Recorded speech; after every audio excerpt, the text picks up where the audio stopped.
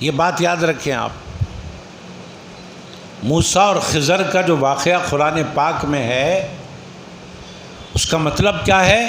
اللہ نے نبی کے ذریعے مقام ولایت بتایا، موسیٰ کے ذریعے خضر کا رتبہ دکھایا۔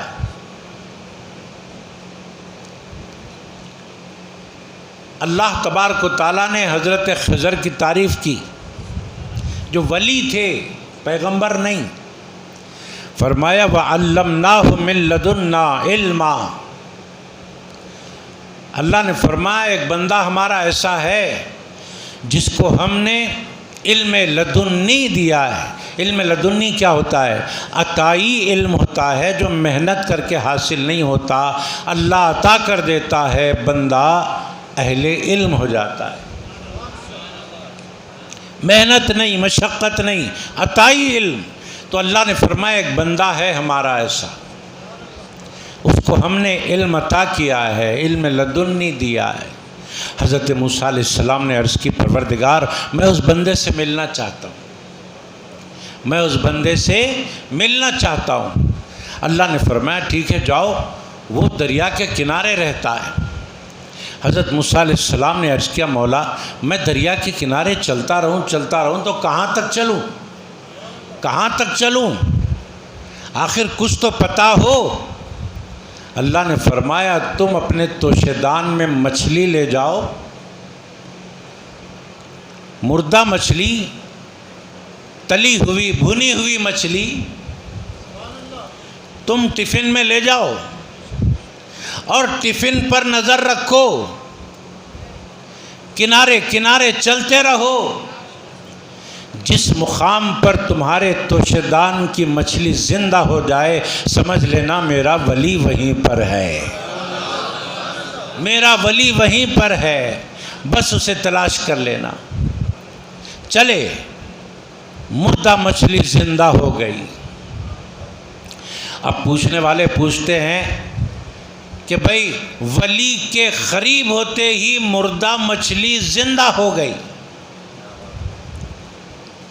یہ ولی کا مقام آپ بتا رہے ہیں؟ اور جو لے کر جا رہا ہے دریا کے کنارے وہ تو نبی ہے، ولی سے بڑا درجہ ہے، اس کے ہاتھ میں زندہ کیوں نہیں ہوئی؟ یہ سوال ہوتا ہے۔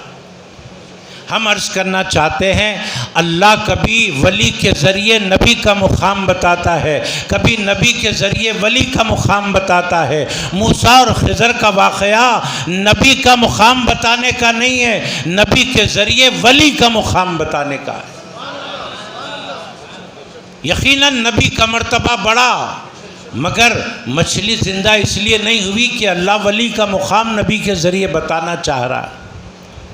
مفسرین کرام ارشاد فرماتے ہیں آج لوگ پوچھتے ہیں کہ ولیوں کے قریب جانے سے ہمیں کیا ملتا ہے، آج لوگ پوچھتے ہیں ولیوں کے مزارات پہ جانے سے، ان کے آستانوں پر حاضری سے ہمیں کیا ملتا ہے۔ یہ واقعہ بتا رہا ہے کہ ولی کے قرب سے جس طرح مردہ مچھلی زندہ ہو گئی، اے مردہ دل اگر تو اپنے دل کو زندہ کرنا چاہتا ہے جا کسی ولی کے پاس، جس طرح اللہ نے مردہ مچھلی کو زندہ کیا ویسے ولی کی قربت سے اس کا فیضان تجھے ملے گا، تیرا مردہ دل زندہ ہو جائے گا۔ جا۔ حضرت موسیٰ علیہ السلام گئے۔ میں بتانا کیا چاہ رہا ہوں، شر میں خیر چھپا ہوا ہے، ایک ہی بات بتاتا ہوں پھر بات ختم۔ گئے، جب جا رہے تھے مچھلی زندہ ہو گئی، ملاقات ہو گئی، اس کے بعد اب دونوں مل کر چلنے لگے۔ کہا موسیٰ علیہ السلام نے کہ میں آپ کے ساتھ رہنا چاہتا ہوں کیونکہ اللہ نے آپ کو علم لدنی دیا ہے، میں دیکھنا چاہتا ہوں۔ تو چلتے چلتے دریا کا راستہ آیا، رکے، ایک کشتی آئی، نئی کشتی تھی۔ حضرت خضر علیہ السلام نے، ولی ہیں اللہ کے، انہوں نے اس کشتی میں عیب لگا دیا، تھوڑی سی کشتی توڑ دی۔ موسیٰ علیہ السلام نے کہا اچھی خاصی کشتی کیوں توڑ رہے ہو؟ کہا سوال نہ کرو، بس دیکھتے جاؤ۔ آگے چلے، ایک بچہ کھیل رہا تھا، اس کو بلایا اور ختم کر دیا۔ موسیٰ نے پوچھا ارے اچھے خاصے بچے کو تم نے مار دیا، کیوں مارا؟ کہا سوال نہیں، خاموش رہو۔ اور آگے بڑھے، ایک دیوار ٹوٹ کر گری ہوئی تھی، حضرت خضر نے اس دیوار کو پھر سے پکا بنا دیا، بغیر کسی مزدوری کے، بغیر کسی محنتانے کے۔ موسیٰ نے پوچھا یہ کیوں بغیر کسی مزدوری کے کام کر دیا؟ خضر نے کہا اب تمہارا ہمارا ملن نہیں ہو سکتا، تم ہم مل کے نہیں رہ سکتے، تم سوال بہت کرتے ہو۔ کہا ٹھیک ہے اب سوال نہیں کروں گا۔ حضرت خضر نے کہا وہ 3 سوالوں کے جواب سن لو، تم تمہارا رستہ لے لو، میں میرا رستہ لے لوں گا۔ سنو، اللہ نے مجھے علم لدنی دیا ہے، میں اندر کی دیکھ لیتا ہوں، میں اللہ پر بھروسہ کرتا ہوں، میں تقدیر کی دیکھ لیتا ہوں۔ فرمایا موسیٰ نے کیا دیکھا؟ کہا یہ کشتی نئی نئی ہے اور دریا کے اس پار کچھ لٹیرے کھڑے ہوئے ہیں جو نئی کشتیوں کو چھین رہے ہیں، کشتی والے سے چھین کر لے جا رہے ہیں۔ میں نے عیب لگا دیا تاکہ اس کشتی والے کا نقصان نہ ہو،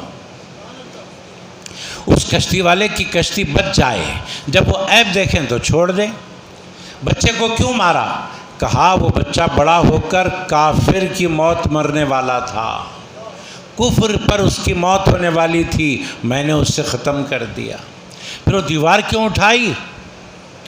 کہا اس دیوار کے نیچے 2 یتیم بچوں کا خزانہ چھپا ہوا ہے، اگر وہ دیوار اور گر جاتی اور وہ خزانہ لوگوں کو دکھائی دیتا تو لوگ خزانہ لوٹ لیتے اور یتیموں کا نقصان ہو جاتا۔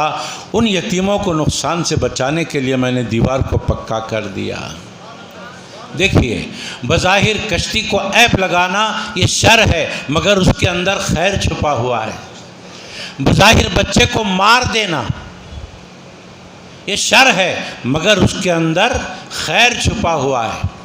بغیر مزدوری لیے محنت کرنا یہ شر ہے، مگر اس کے اندر خیر چھپا ہوا ہے۔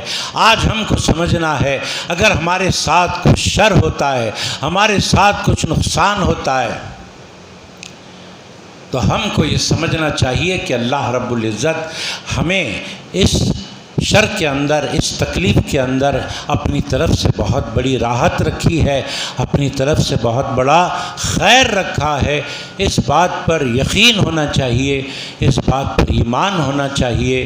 اللہ سے دعا کرتے ہیں پروردگار جو کچھ کہا گیا سنا گیا اس پر ہم سب کو عمل کی توفیق عطا فرما۔